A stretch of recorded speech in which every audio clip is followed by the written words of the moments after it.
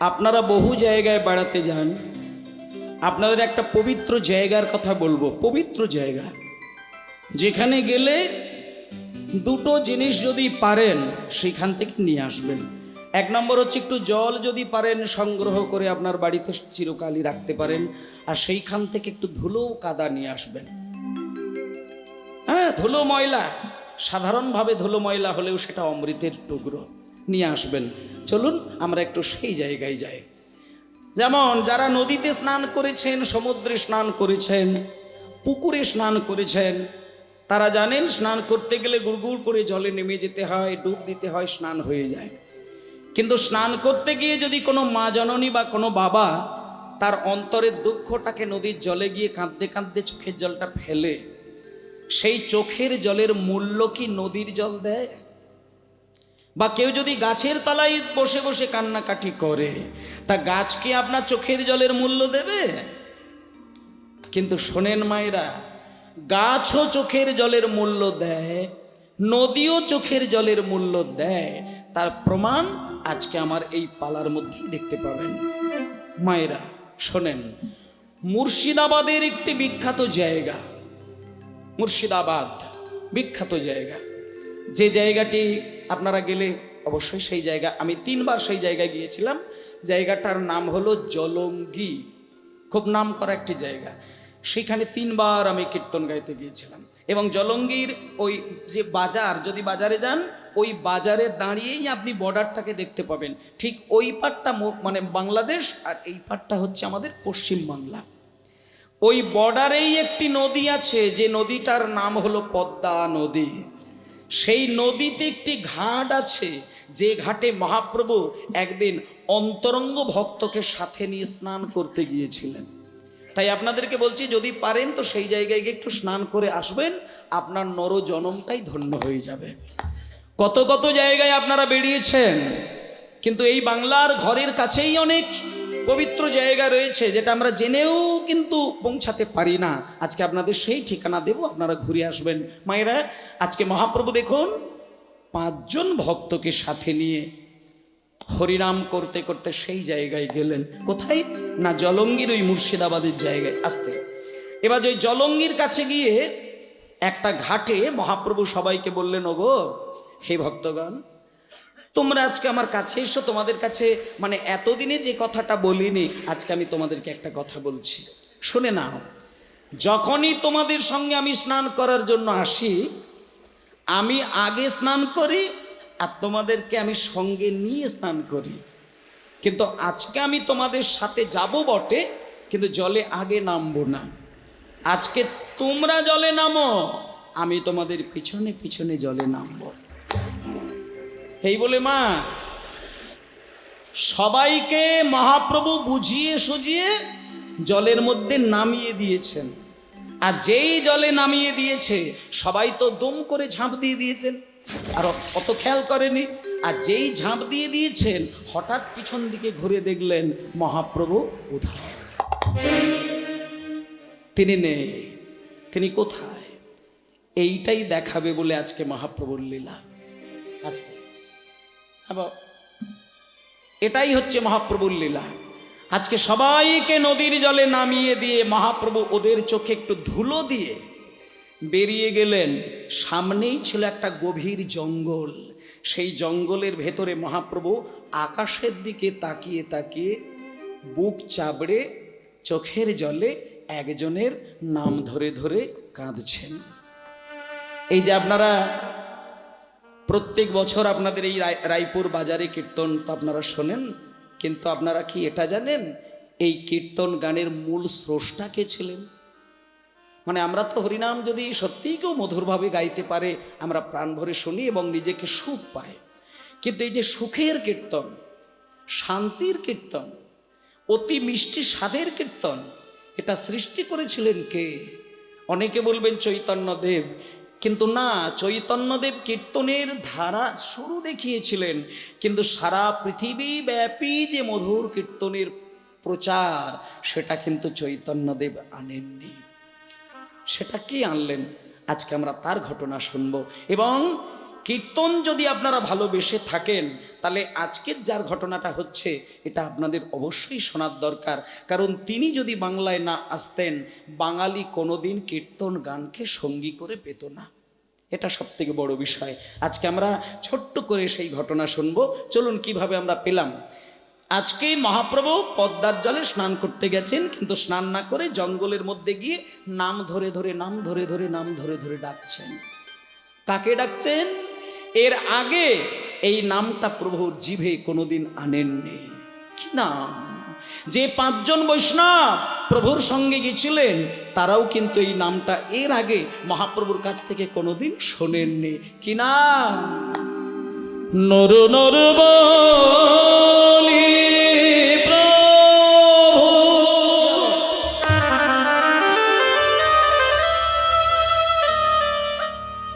ডাকে মারে বা।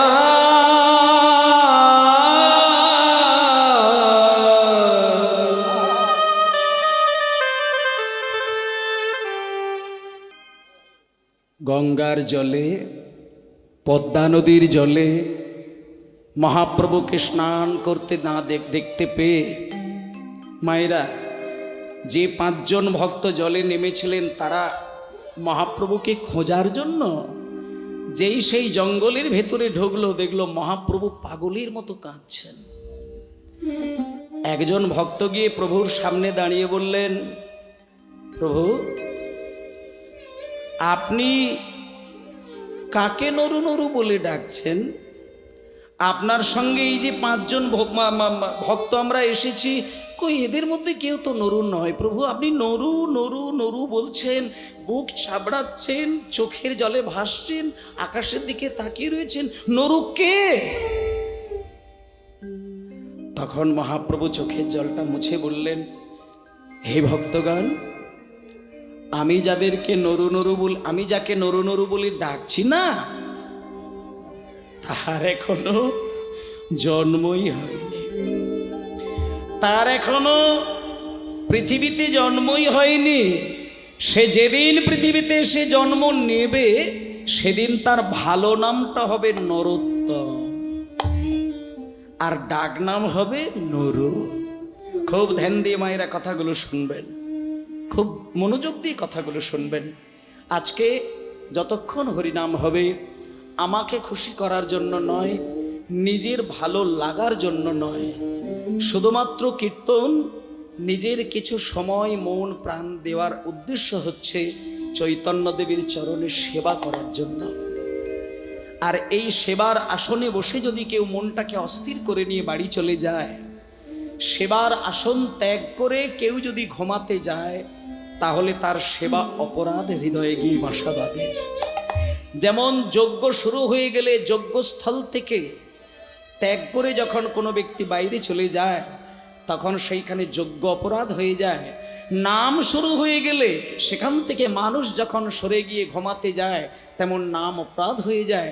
তেমন সেবার আসন থেকে উঠে যদি কেউ ঘুমাতে যায়, তখন সেটা সেবা অপরাধ হয়ে যায়। এগুলো খুব সূক্ষ্ম সূক্ষ্ম চেতনা। মানে আমরা আপাতত ভাবি যে ভালো যখন লাগেনি ঘুমিয়ে পড়বো, কিন্তু ভালো মন্দ বিষয় নয়। আসলে যারা আলু পটলের গল্প শুনে অভ্যস্ত হয়, সেখানে কৃষ্ণ কথা তেতোই লাগে।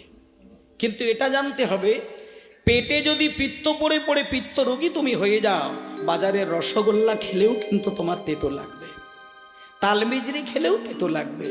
কিন্তু সেই তেতো তালমিজরিটাই যদি কষ্ট করে মাসের পর মাস খেয়ে যাও, ওই তেতো তালমিজরির এত ক্ষমতা তোমার কাছে থাকবে, একদিন তোমার পেট থেকে পিত্তরোগ দূরীভূত করে দিয়ে তার নিজের যে মিষ্টি স্বাদ, সেটা তখন তোমাকে ধরিয়ে দেবে।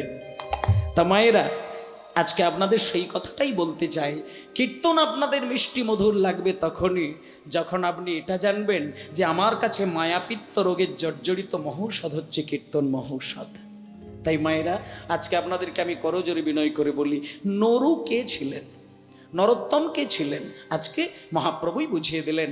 সকলকে বললেন, ওগো তোমরা স্নান টান সেরে যদি পারো তো তোমরা আমার কাছ থেকে একটু দূরে দাঁড়াও। এতদিন তোমাদেরকে সঙ্গী করে নিয়ে পাগলের মতন হরিনাম করেছি, কিন্তু আজকে আমি একটু ওই নদীর সঙ্গে কিছু আমার ব্যক্তিগত কাজ আছে, কিছু কথা আছে, তোমরা একটু দূরে দাঁড়াও, আমি আজকে পদ্মা নদীর জলে একা একা স্নান করব। ভক্তদেরকে সাথে নিলেন না। সেদিন মহাপ্রভু সাথে নেয়নি, একা একা নামছেন। যেমন আপনারা নদীতে স্নান করতে গেলে দম করে ঝাঁপ দিয়ে দেন, কিন্তু মহাপ্রভু সেদিন ঝাঁপ নয়, পা গুনে গুনে গুনে গুনে জলে নামলো। যখন নামতে নামতে পদ্মা নদীর জলের ওই নাভি সমান হয়ে গেল, আর মহাপ্রভু নামলেন না। নাভি সম জলে দাঁড়িয়ে মহাপ্রভু কেঁদে কেঁদে পদ্মা নদীতে কয়েক ফোঁটা জল মিশিয়ে দিলেন। কিন্তু কি বলতে বলতে মেশালেন সেইটা একটু শুনুন। মহাপ্রভু আমারে কেঁদে কেঁদে কেঁদে কেঁদে কেঁদে কেঁদে বলে, ও হে আমার পদ্মা নদী,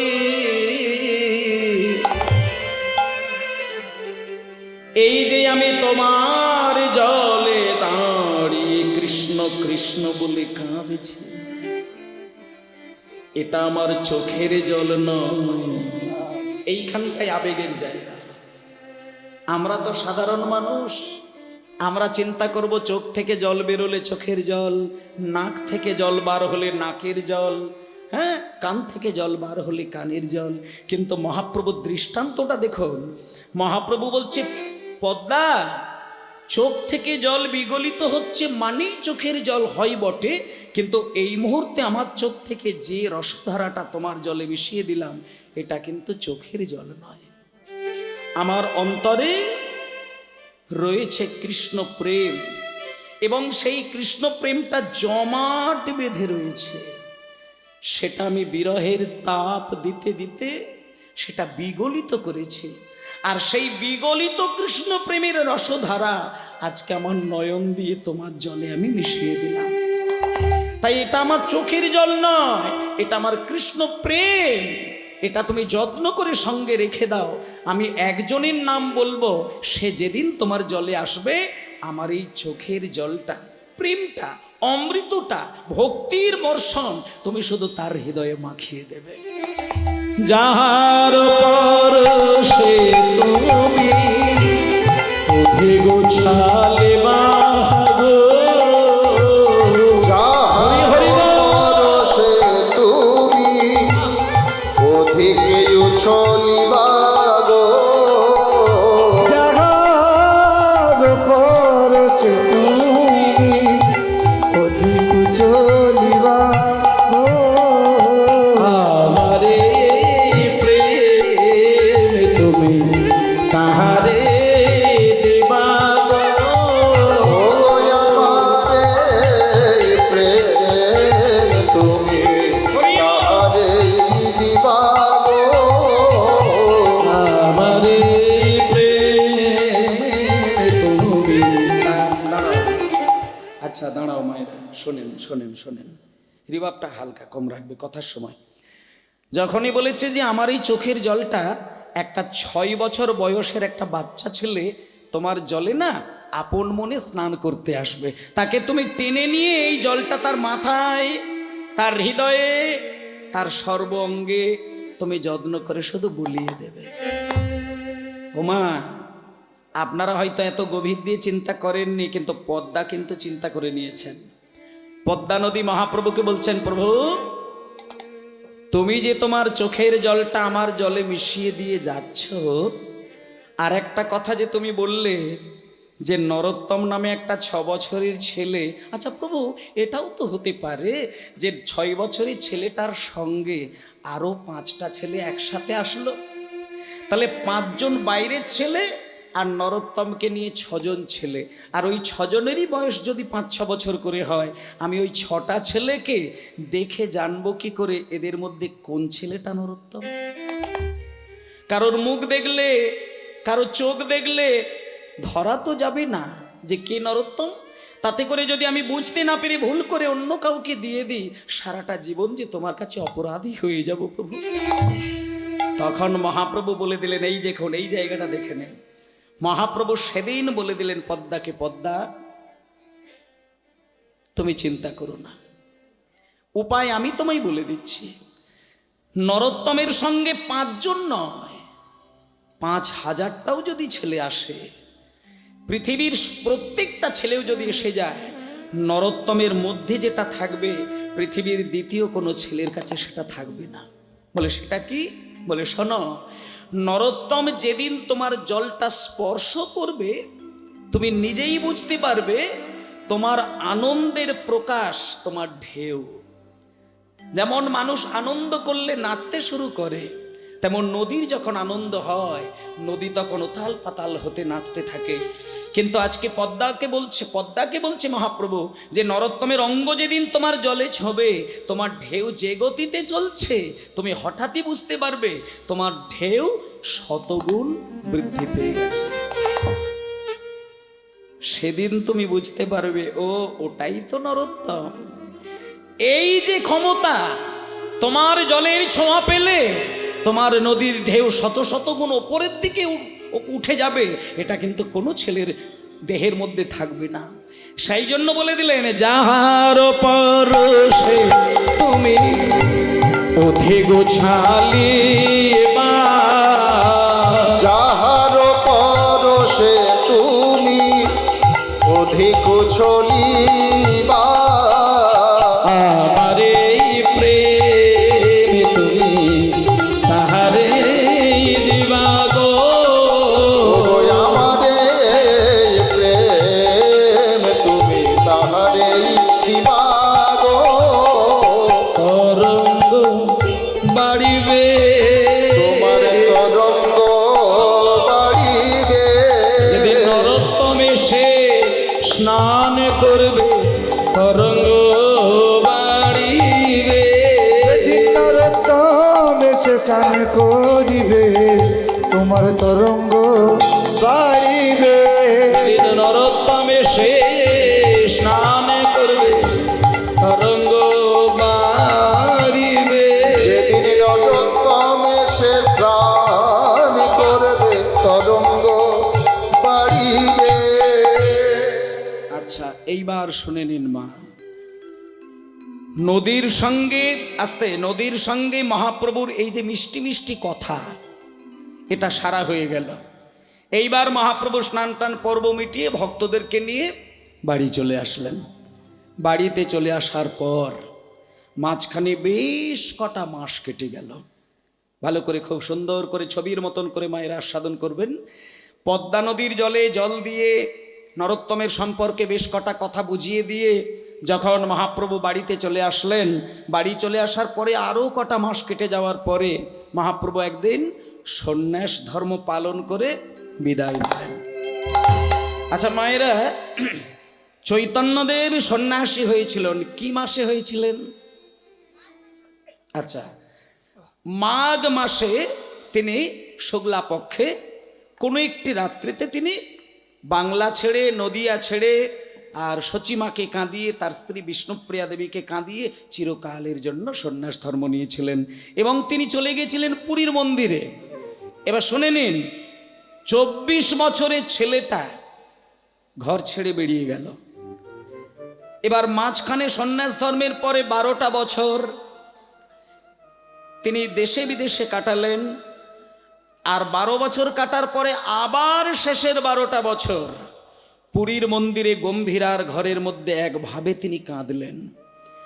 তাই এখানে আর একটা প্রসঙ্গক্রমে একটা কথা বলি, পুরীর মন্দিরে যদি আপনারা যান, 2-3টে জিনিস আপনারা একটু দেখেও আসবেন এবং মহিমাটাকে হৃদয়ে ধারণ করে নিয়ে আসবেন।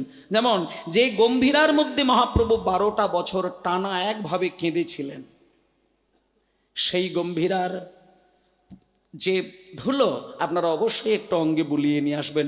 কারণ 1 দিন 2 দিন 4 দিন 10 দিন নয়, 12 বছর ধরে ডান দিকে আর বাম দিকে 2 ভক্তকে জড়িয়ে ধরে কাঁদতেন। একজনের নাম স্বরূপ দামোদর আর একজনের নাম রামানন্দ রায়। কখনো কখনো স্বরূপের গলা দুটো জড়িয়ে ধরে পাগল হয়ে কাঁদতেন। আর মহাপ্রভুর কান্না সম্পর্কে মানুষের ধারণা খুব কম।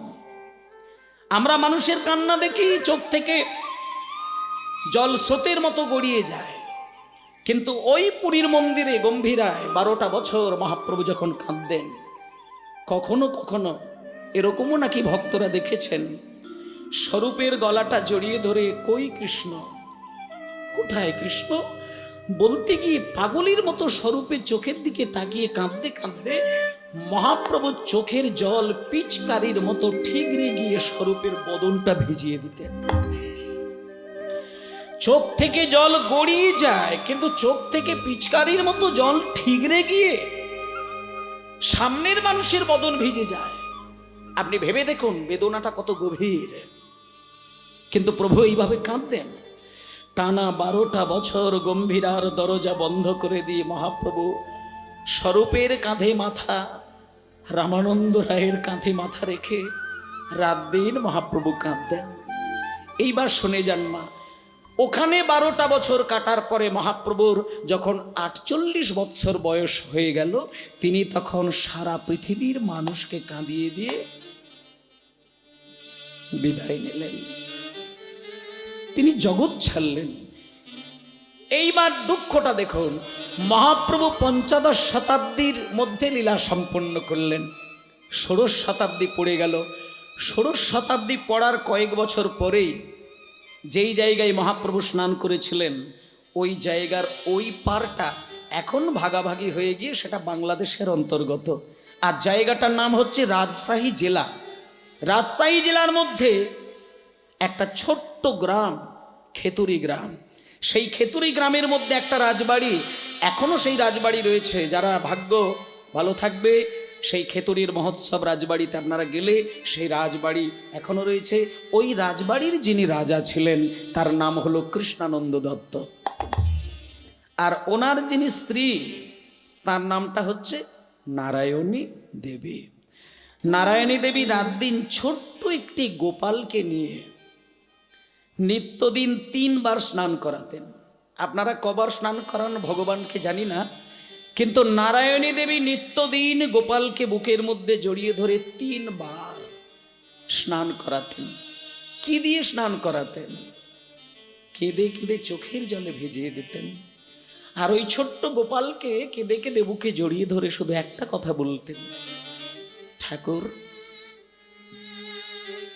আমার গর্ভে তুমি একটা সন্তান দিয়ে দাও, এবং যে ছেলেটিকে তুমি আমার এই গর্ভে পাঠাবে সেই ছেলেটাকে তুমি এইরকম একটা মতি দিয়ে দিও, সে যেন জন্মের পর থেকে তোমার সেবাটুকু শুধু দিয়ে যেতে পারে। আমি রানীমা হয়েছি বলে, আমার স্বামী রাজা বলে, আমার সন্তান যে এই রাজৈশ্বর্য পালন করবে, এই জন্য তোমাকে আমি সেবা করিনি ঠাকুর। আমি শুধু চাই আমি একজন কৃষ্ণ ভক্ত সন্তানের মা হব। নারায়ণী দেবী এটা জানাতেন, যে মায়ের গর্ভে কৃষ্ণ ভক্ত সন্তান হয় সেই মা শুধু নয়, সেই বাবা শুধু নয়, সেই পরিবার শুধু নয়, ওই বংশের 14 পুরুষ যদি পাপের পাহাড় একটা তৈরি করে দিয়ে যায়, একজন কৃষ্ণ ভক্ত সন্তানের এত ক্ষমতা, বিগত 14 পুরুষের সঞ্চিত পাপের পাহাড় ধুয়ে মুছে পরিষ্কার হয়ে সবার চিত্ত শুদ্ধ হয়ে গোবিন্দ চরণে নিবেদিত হয়ে যায় সেই কৃষ্ণ ভক্ত সন্তান। তাই আমরা সদাই কৃষ্ণ ভক্ত ছেলের বাসনা করি, কিন্তু মায়েরা, কোনো মা যদি ছেলের কাছ থেকে খেতে না পায়, কত যন্ত্রণা, কত ব্যথা, কত বিরহ আমরা পাই। কিন্তু মায়েদের একটা কথা বলি, শুধু ভগবানকে এইটুকু জানিয়ে যান যে ঠাকুর বৃদ্ধ বয়সে, বৃদ্ধা বয়সে আমি খেতে পাবো কি না পাবো সে চিন্তা আমি করি না, শুধু আমি এটা চাই আমি যেন একটা কৃষ্ণ ভক্ত ছেলের মা হতে পারি। আর যে মা কৃষ্ণ ভক্ত সন্তানের হতে পারবে সেই মায়ের খাবারের জন্য কোনো দুঃখ নেই। তোমার কপালে যদি 2টো রুটি লেখা থাকে, তোমার কপালে যদি 2 মুঠো ভাত রাখা থাকে, তোমার পেটে যদি সন্তান নাও আসে, আর 5টা মায়ের সন্তান এসে তোমাকে মা বলে খাইয়ে দেবে।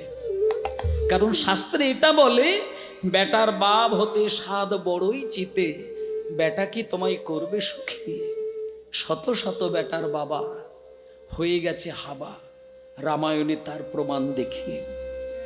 রাবণ রাজা ছিল, লঙ্কার অধিপতি, 1,00,000 বেটা, 1,25,000 নাতি, কেহ না রহিল বংশে দিতে বাতি। শাস্ত্রে তার প্রমাণ দেখি। তাই ছেলে ছেলে ছেলে ছেলে করো না, শুধু কৃষ্ণ ভক্ত সন্তানের বাসনা করো। নারায়ণী দেবী রাত দিন কেঁদে কেঁদে শুধু একটা বাসনা, আমার গর্ভে কৃষ্ণ ভক্ত একটা ছেলে আসুক, আমি আর কিচ্ছু চাই না। ভগবানের অশেষ করুণা, একদিন নারায়ণী দেবী গর্ভবতী হলেন। আরো কটা দিন কাটে, আরো কটা মাস কাটে, দেখা যায় নারায়ণী দেবীর কোল আলো করে, ওমা কি সুন্দর একটা সন্তানের জন্ম হলো। আসলে মায়েদের একটা কথা বলি, আজ থেকে 40টা বছর আগে, এখানে অনেক 40 বছরের ওপরের মানুষজন আছেন, আজ থেকে ঠিক 40 বছর আগে এত ব্যাপকভাবে কীর্তন কিন্তু বাড়িতে বাড়িতে হতো না। বারোয়ারিতে একটা হয়তো হতো, আর তাতেই ভিড় করে মানুষ শুনত। আর আজ থেকে 40 বছর আগে এত শিক্ষিত ছেলে মেয়েও কিন্তু বাড়িতে বাড়িতে তৈরি হয়নি। কিন্তু তখন আনন্দের একটা খবর এটাই ছিল, তখন কীর্তনও হতো না, শিক্ষিত ডাক্তার মাস্টারও বাড়িতে বাড়িতে ছিল না, কিন্তু কোনো মা বাবার জন্য আলাদা করে বাংলার মাটিতে বৃদ্ধাশ্রম তৈরি করার প্রয়োজনও ছিল না। এখন বাড়িতে বাড়িতে হরিনাম, বাড়িতে বাড়িতে উচ্চশিক্ষিত মানুষ, আর বৃদ্ধাশ্রমে গেলে আপনি বুক ফাটিয়ে কাঁদবেন। আমি নিজে দেখে এসেছি, আমি 12টা বৃদ্ধাশ্রমে গেছিলাম। আমার জীবনে 12টি বৃদ্ধাশ্রমে গিয়ে কয়েক হাজার মা বাবার কান্না আমি দেখেছি। এটা আপনাদের আমি প্রায় শোনাই। শুধু একজন মাকে দেখে সেদিন আমি জড়িয়ে ধরে বলেছিলাম, প্রশ্ন করেছিলাম, সাঁতরাগাছির ঘটনা সেটা, এটা আমার ইউটিউবেও রয়েছে। আমি সেই মাকে, 86 বৎসর বয়সের মা, আমি তেনাকে জড়িয়ে ধরে বলেছিলাম, মা আপনার ছেলেপুলে কি সত্যিই হয়নি? হঠাৎ করে আমাকে টেনে নিয়ে পাগলের মতো কান্না, বলছে বাবা তোমার মতো 3টে ছেলেকে আমার এই পেটে ধরেছিলাম। আমার স্বামী রেলে চাকরি করতো, যা মাইনে আসতো আমার হাতে দিত বিশ্বাসের সঙ্গে, আর সমস্ত টাকা আমি সঞ্চয় করে রাখতাম 3টে ছেলেকে আদর্শ মানুষ তৈরি করব বলে। শিক্ষিত করেছি, পড়াশোনা করিয়েছি, 2টো ছেলে সরকারি চাকরি, একটা ছেলে বিরাট ব্যবসা করে। যতদিন আমি স্বামীকে চোখে দেখেছি, ততদিন আমার ওই ছোট্ট ঘরকে আমি আমার বানানো রাজপ্রাসাদের মতন করে ভালোবাসতাম। কিন্তু যেদিন স্বামী জগৎ ছাড়ল, সেদিন স্বামীর পেনশনের মাইনের টাকাটুকু পর্যন্ত আমার হাতে আসে না।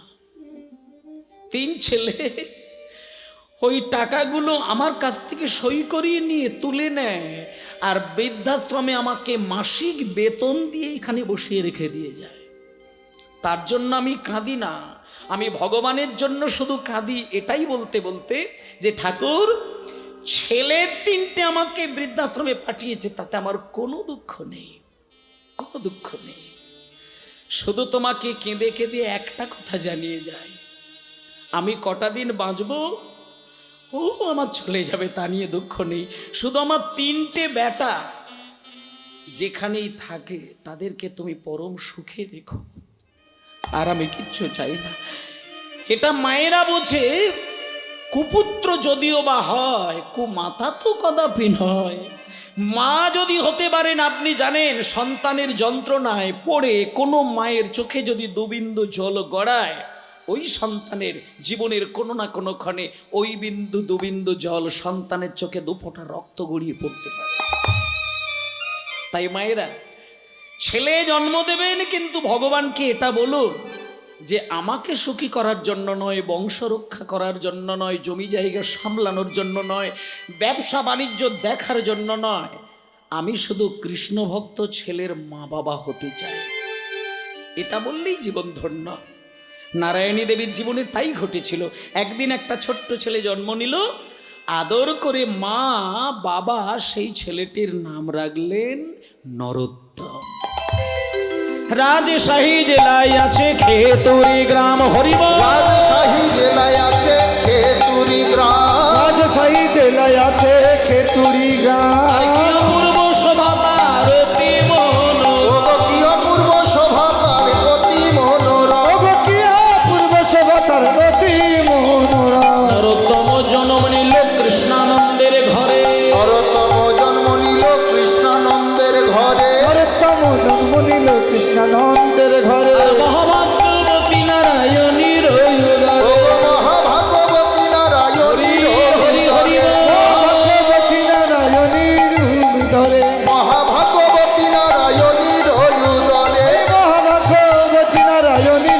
উদরে আনন্দ ধরে না, আনন্দ ধরে না, আনন্দ ধরে না, আনন্দ ধরে না রাজশাহী বাসীর মনে আনন্দ ধরে না, ওই রাজশাহী বাসীর মনে আনন্দ ধরে না, রাজশাহী বাসীর মনে আনন্দ ধরে না, রাজশাহী বাসীর মনে আনন্দ ধরে না, রাজশাহী বাসীর মনে রাজপুত্র হলো বলে, রাজশাহী বাসীর মনে, রাজপুত্র হলো বলে রাজশাহী বাসীর মনে, রাজপুত্র হলো বলে রাজশাহী বাসীর মনে, রাজপুত্র হলো বলে রাজশাহী বাসীর মনে আনন্দ ধরে না, আনন্দ ধরে না, তাহায় আনন্দ ধরে ধরে না।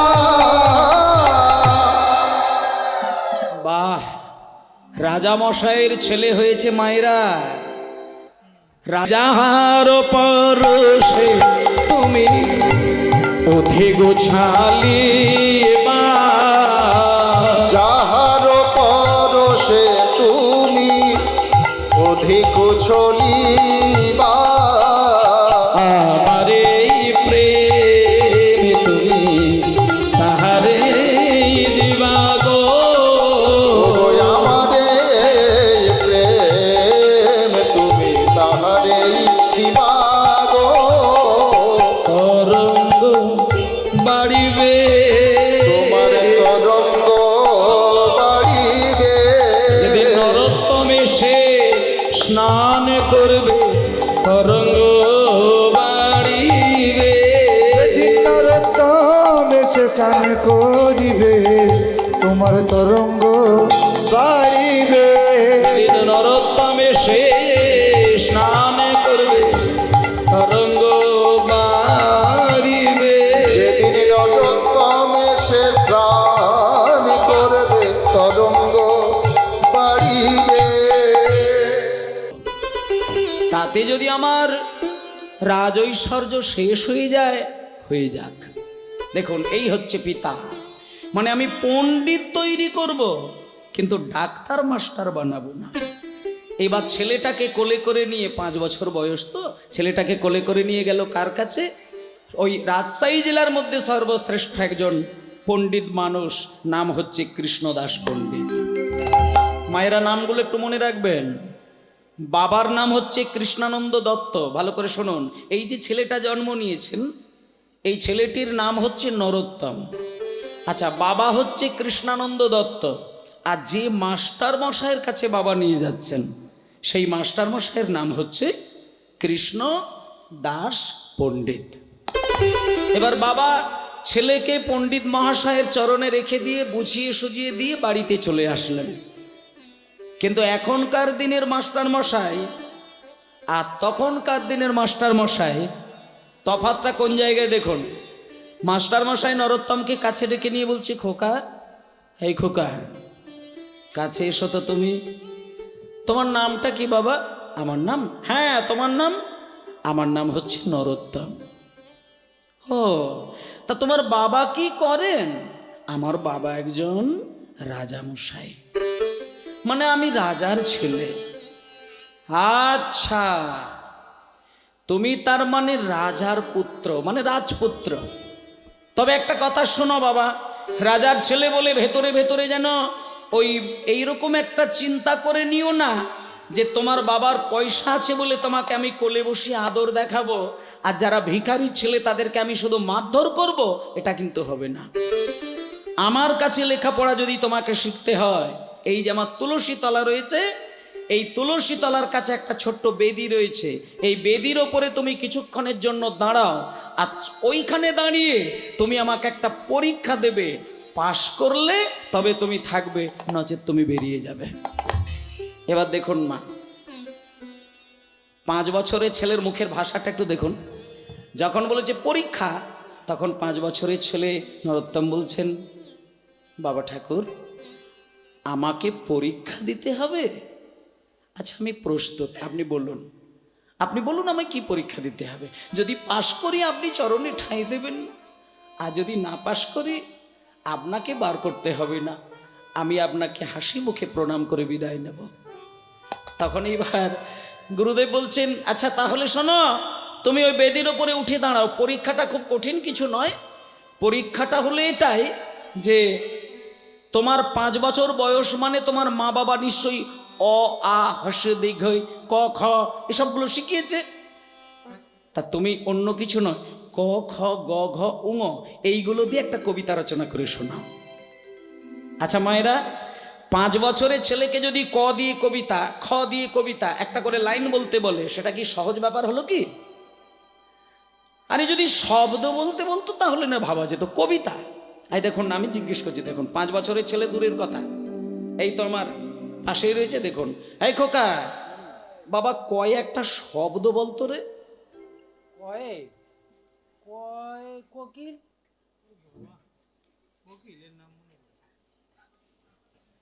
এই কয়ে কি, কয়ে কি? কয়ে কলসি ছাড়া কি হয়? ওরে বাবরে বসো। যখন কয়ে নানান কিছু জিজ্ঞেস করছে, নানান ছেলে নানান কথা বলবে, আপনারাও জিজ্ঞেস করে দেখবেন। কিন্তু ক দিয়ে তো কৃষ্ণও বলতে পারত। আজকে শব্দ তো নয়, নরোত্তমকে শব্দ বলেনি, নরোত্তমকে একবারে গোছালো একটা কবিতা বলতে বলেছেন। কিন্তু নরোত্তম বাচ্চা ছেলে, কিন্তু যখন বলেছে অদ্ভুত একটা কবিতা বানাতে হবে, নরোত্তম দুম করে চোখটা বন্ধ করে নিয়ে, মা বাবা বাড়িতে ছিলেন, মা বাবাকে একটু হৃদয় মাঝে রেখে স্মরণ করে নিলেন। আর সামনে দাঁড়িয়েছিলেন গুরুদেব, গুরুদেবকে স্মরণ করে নিয়ে কয়ে কলি যুগে শ্রীকৃষ্ণ চৈতন্য অবতার, হরি হরি বল। কলি যুগে শ্রীকৃষ্ণ চৈতন্য অবতার, কয় কলি যুগে শ্রীকৃষ্ণ চৈতন্য অবতার, কলি যুগে শ্রীকৃষ্ণ চৈতন্য অবতার, কয় কলি যুগে শ্রীকৃষ্ণ চৈতন্য অবতার, কয় কলি যুগে শ্রীকৃষ্ণ চৈতন্য অবতার, হয়ে খেলিবার প্রবন্ধে কইলেন খোল করো তাল, হয় ফেরিবার প্রবন্ধে কইলেন খোলে করো তাল, খেলিবার প্রবন্ধে কইলেন খোল করো তাল, ফেরিবার প্রবন্ধে কইলেন খোলে করো তাল। এই গয়ে কি, কয়ে গয়ে কি আবার গয়ে কেন? কয়ে গরু তাহলে তুমি কি শুনতে পাচ্ছ না? এই গয়ে কি হয়? গয়ে গড়া গড়ি জান প্রভু নিজ সংকীর্তনে, গয়ে গড়া গড়ি জানে প্রভু নিজ সংকীর্তনে, কয় গড়াগড়ি জানে প্রভু নিজ সংকীর্তনে, ক্ষয়ে ঘরে ঘরে হরি নাম দিন সর্বজনে, গয়ে ঘরে ঘরে হরি নাম দেন সর্বজনে, ঘরে ঘরে হরি নাম ঘন সর্বজনে। মাস্টার মশাই শুধুই 4টে বর্ণ দিয়ে যেই কবিতা বলেছে, মাস্টার মশাই নরোত্তমকে কাছে ডেকে নিয়ে বলছে, খোকা রে আয় বাবা, আয় আয় আয়, তুই বেদি থেকে আমার বুকে আয়। আমি আমার জীবনে যত যত ছেলেদেরকে পড়াশোনা শিখিয়েছিলাম, এই কবিতাটা শুধু তোকে নয় রে বাবা, এর আগে কত হাজার ছেলেকে বলতে বলেছি, কেউ বলতে পারে না। এই আমার জীবনে একটা ছেলে দেখলাম যে কিনা ক খ দিয়ে এত কঠিন একটি কবিতা বলতে পারে। আচ্ছা খোকা শোন, এই কবিতা এর আগে কে শুনিয়েছিল তোকে? তোর মা, তোর বাবা শুনিয়েছিল, নাকি কোথাও তুই কারোর কাছ থেকে শুনেছিস? তখন নরোত্তম বলছেন, বাবা ঠাকুর আপনার আশীর্বাদে আর মা বাবার আশীর্বাদে এই কবিতা আমার হৃদয় থেকে এখনই আপনাকে শোনাতে পারলাম। তখন গুরুদেব বলছে, শোনো বাবা, যার হৃদয় থেকে এত সুন্দর মিষ্টি মধুর কবিতা সৃষ্টি হয়, আমি এতদিন শিক্ষা মানে পাণ্ডিত্য অর্জন করে লোককে শিক্ষা দিয়ে আমি যতটুকু অনুভব করতে পারলাম যে এত কঠিন কবিতা যে ছেলেটা বলতে পারে, সে তার মায়ের গর্ভ থেকে পণ্ডিত হয়েই জন্ম নেয়। আমার মনে হয় তুমি তোমার মাতৃগর্ভে যতদিন ছিলে সেইখানে তুমি পাণ্ডিত্য অর্জন করেই পৃথিবীর মুখ দেখেছো। তবে হ্যাঁ, বাবা মা যখন তোমাকে পাঠিয়ে দিয়েছে, তোমাকে ফিরিয়ে দিতে পারি না, চেষ্টা করবো আমার কাছে যদি কিছু থাকে সেটা দিয়ে দেওয়ার। এই বলে মায়েরা অন্যান্য ছেলেদের ক্ষেত্রে 10 বছর, 12 বছর, 15 বছর, 20 বছর বয়স পর্যন্ত পড়াশোনা করতেন। কিন্তু নরোত্তমের ক্ষেত্রে ওই সব 12, 14, 15, 20 নয়, 1 বছর পড়াশোনা করলেন। আর যা যা বিদ্যা বুদ্ধি 1 বছরের মধ্যে নরোত্তম সম্পূর্ণ অর্জন করে নিলেন। মানে গুরুদেব বুঝতে পারলো না যে 1 বছরের মধ্যে ছেলেটা এত কঠিন কঠিন শ্লোক মুখস্থ করলো কি করে। ভাবতে পারা যায় মা? আচ্ছা 5 বছর বয়সে যে ছেলেটা পড়াশোনা শিখতে গেল আর 1 বছর পড়াশোনা করলো, বয়সটা কত হলো? এবার 6 বছর হয়ে গেল। এবার 6 বছরের ছেলেটা মানে চোখ বন্ধ করে একেবারে জলের মতন কঠিন কবিতা যখন গুরুদেবকে শুনিয়ে দেয়, গুরুদেব একদিন নরোত্তমকে বুকের মাঝে জড়িয়ে ধরে কাঁদতে কাঁদতে মাথায় হাত বুলিয়ে বুলিয়ে বলে দিলেন, হরে নরোত্তম, আয় বাবা, আমি তোকে একটা কথা বলি, আজকে তোর বিদ্যালয় থেকে ছুটি। আর একটা কথা বলে দিই তোকে, যেটা এর আগে আমি কোনোদিন কাউকে বলিনি, তোকেই আমি বলে দিচ্ছি, শুনে যা। তোর বাড়ির পাশে না একটা পদ্মা নদী গেছে, আর আমি যতটুকু জানি ওই নদীতে চৈতন্যদেব স্নান করেছিলেন। আর এটা তো সত্য, কেউ যদি নদীতে স্নান করে, কিছু থাকুক বা না থাকুক, তার পায়ের ধুলোটা তো জলের মধ্যে মিশে যাবে। তা বাবা, আমি তোকে একটা কথা বলি, চৈতন্যদেবের কৃপা যদি তুই একবার পাস, তবেই জানবি তুই একটা আদর্শ মানুষ হয়েছিস। আর তা না হলে মহাপ্রভুর কৃপা যদি তুই না পাস, অথচ তুই পণ্ডিত হয়েছিস, তাহলে তোর পাণ্ডিত্য জগতে কোনোদিন শুভ কাজ দেবে না। এই কথাটা যখনই বলেছেন মায়েরা, সঙ্গে সঙ্গে নরোত্তম বললেন, বাবা ঠাকুর, আমি চৈতন্যের কৃপা পেতে চাই। তাহলে কি করে কৃপা পাবো আপনি বলে দিন। কি করে পাবি? কাছে আয়, পদ্মা নদীর জলে স্নান করতে যাবি, তবে তার আগে তোর মা বাবাকে একটু প্রণাম করে নিবি। মা বাবার অনুমতি মাথায় নিয়ে পদ্মার জলে যাবি। পদ্মা নদীর জলে গিয়ে পদ্মাতে ডুব দিবি। ডুব দিয়ে কেঁদে কেঁদে ওই পদ্মা মাকে শুধু একটা বার বলবি, পদ্মা, আমি গুরুদেবের মুখে শুনেছিলাম তোমার জলে নাকি চৈতন্য মহাপ্রভু স্নান করেছেন, ওনার পায়ের ধুলো তো তোমার জলে মিশে আছে, মা তুমি একটু দেবে। এটা শুনতে পেয়ে পদ্মা মা যদি সেই পদধূলির একটা কণা তোমার হৃদয়ে দেয়, জানবে তোমার মানব জীবন ধন্য। ব্যাস, আর ছেলেটাকে কি করে ধরে রাখবে? সঙ্গে সঙ্গে ছেলেটা গুরুদেবকে প্রণাম করে ভজ রাধা কৃষ্ণ গোপাল কৃষ্ণ কৃষ্ণ কৃষ্ণ বল মুখে মনোরে হরি বল। রাধা কৃষ্ণ গোপাল কৃষ্ণ কৃষ্ণ কৃষ্ণ বল মুখে মনোরে। রাধা কৃষ্ণ গোপাল কৃষ্ণ কৃষ্ণ কৃষ্ণ বল মুখে মনোরে। ভজ রাধা কৃষ্ণ গোপাল কৃষ্ণ কৃষ্ণ কৃষ্ণ বল মুখে মনোরে। নামে বুঝ ভুলিয়ায় অভাবে নামে ভরে যায় অভাব মিঠায় বুক ভরে যায় অভাব মিটায়। স্বভাব জাগায় মহাসুখে। ভজ রাধা কৃষ্ণ গোপাল কৃষ্ণ কৃষ্ণ কৃষ্ণ বল মুখে মনোরে। রাধা কৃষ্ণ গোপাল কৃষ্ণ কৃষ্ণ কৃষ্ণ বল মুখে